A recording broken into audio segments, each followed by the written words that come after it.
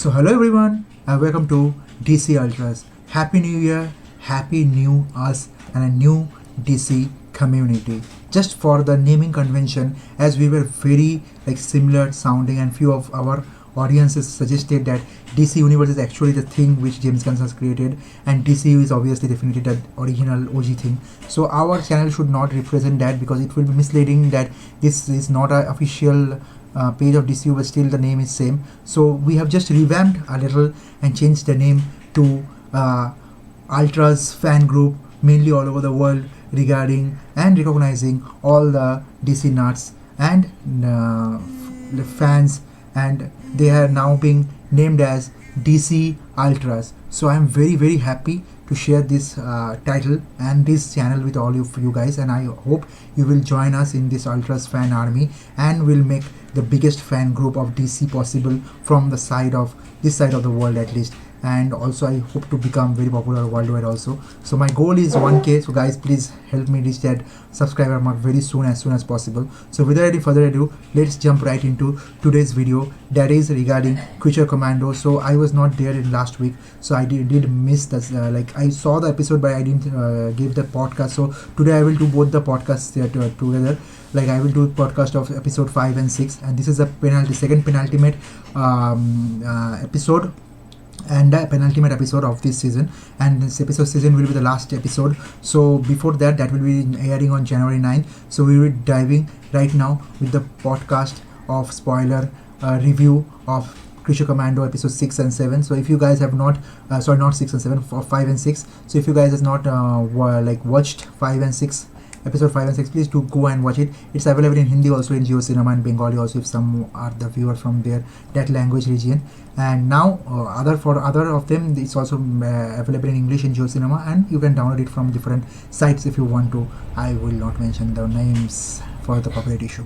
So without any further ado, just jump right into the episode number 5. So this episode is basically the episode of this, if I am not wrong, is named as Plot Iron or like that, and Trot Iron like that. So this episode actually featured Clayface, the one of the famous villain of Gotham and very famous Batman foe, and he is basically here because we have already heard, and I have also covered the news that we are getting a original live action Clayface movie in DCU, and that too set as a horror horror thriller depicting the origin story of our hero, that is Basil Carlo. So from that we can get that why Clayface already existed in this universe, and as James Gunn already mentioned that Batman is here and very famous also, like Superman is also well known to the people of Metropolis. So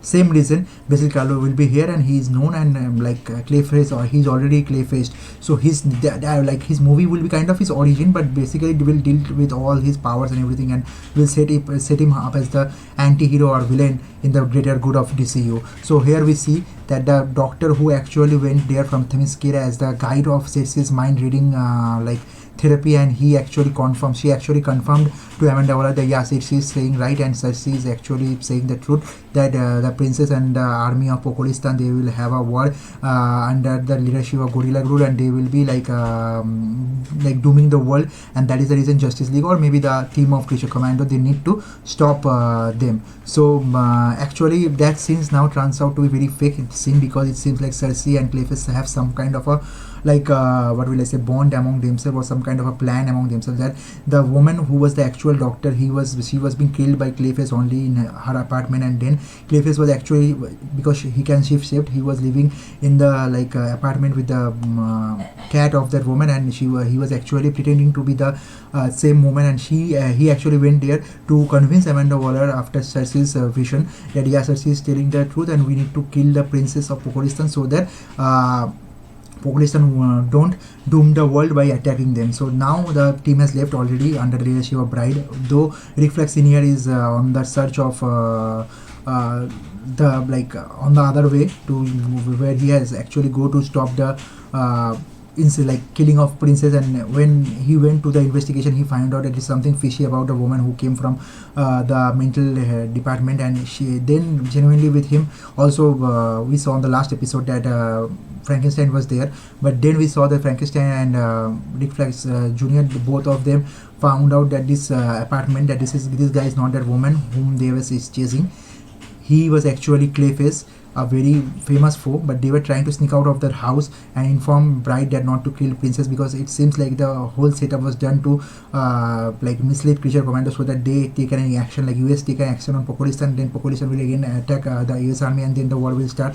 That was actually Cersei's own vision and also own motto and aim for the future. So for that, actually Clayface was helping because he was shifting and actually acting and acted and depicted that this was something which was actually like the truth regarding the Cersei's vision, but actually that was not the truth. Actually, if they kill Pakulistan's princess, then only this nightmare of or the vision of Cersei will come true. So that is how the like larger story sums up for the episode 5, and we see that at the end of the episode that Rick was beaten brutally by this man Clayface. And also we saw in the same episode the origin story of Frankenstein, also how Frankenstein was actually being cured by like a gypsy woman and how she helped her. But at the end of the day, Frankenstein is a monster, so that also came out in the end of the day, that monster don't have an emotion and don't have something to fight for. Though the woman has loved Frankenstein as his own son, and she was a blind woman, she never wanted to be alone in her life. So that is the reason when Frankenstein left from that place, he actually went in for the search of bride, and then he actually killed that woman who actually saved his life during the crisis time when he was being attacked by bride and he was being burnt and thrown into the water. So that is the episode 5. That was like kind of a moving episode, not very much to see, but yeah, we can talk about regarding the Clayfaces and everything. But now comes the real part, the real deal. That is episode episode 6, and that's episode 6 is, man, like fantastic. Like I can't what will I say, yeah, you can see SHAUVIK also giving the same kind of a what will I say expression which I also have. Like this comic accurate series has come to a new end or new life when they have introduced us to episode 6, where we have a huge number of Easter eggs and a huge number of things revealed to us. We have got the Gotham city, which we got our first look in the starting of the episode 6, and then we got RupertThrone, and we saw how Phosphorus was actually belonging from Gotham, and that means he will have like all other enemies and foes related to him. And we saw that how Dr. Phosphorus' family was killed by RupertThrone, like his wife and child was killed because they like they didn't give the test results of cancer, how to treat cancer with nuclear fission treatment to the world of Bilotia, if I'm not wrong. Blota is like that's something, if I'm not mistaking the name. That's a like country like Pakistan only, where the people are Nazis, but still some people of Gotham are dealing illegally with those people, Nazis people, and giving out testaments and reports. But Phosphorus didn't want to do it. Like basically, Dr. Alex didn't want to do it because her wife was very much like from her wife was Praveen. That means she was a Muslim, so she was from a suppressed country, so she didn't want the Nazis to take over the world and get all the details of the work on experiment or that her husband has done.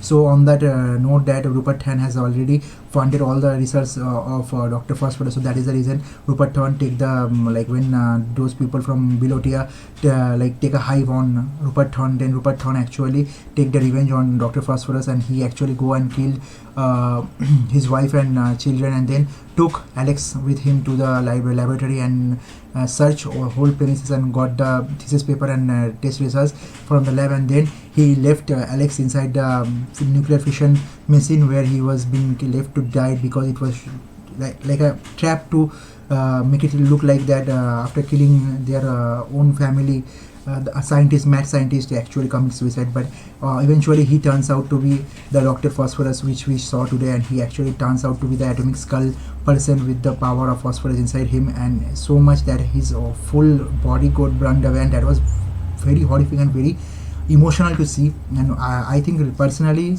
The episode 6 is my favorite episode till now in Creature Commando, and this origin story actually brings a lot to the character of Dr. Phosphorus, and it gives it the same amount of popularity according to me as Batman have through his journey in the comics. So Dr. Phosphorus is definitely one of the finest name we're gonna see down the road in the DCU lineup, and I think he has a better comic origin than Ghost Rider himself, and Nicolas Cage has made that character very popular. I hope this character also get much more popularity, Dr. Phosphorus, in the coming days of DCU. So then we see Dr. Phosphorus then go out in the killing hunt for RupertThrone, and he actually went and kill all the people who were working for RupertThrone, and actually kill all the people like RupertThrone also. But on the same time we see the Batman, our own Batman, come up in the screen, and for just a little bit of time, but he has the appearance of this one. You can see this is the Batman appearing from the silhouette how we can see, and we don't get the full armor or everything,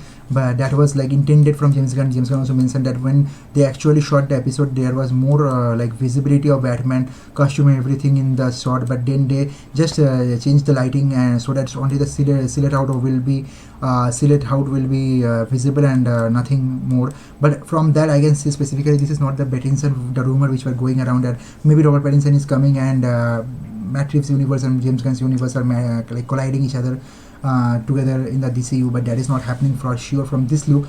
But I'm not sure whether this is Alan Richardson or not, but the rumor is heavy, and I can also assume from the look also, like the way he is being built and muscle bulky up, that this can be Alan Richardson. But maybe who knows, maybe this is Robert Pattinson with a little bit bulk up with the suit and like a more comic accurate blue and grey suit.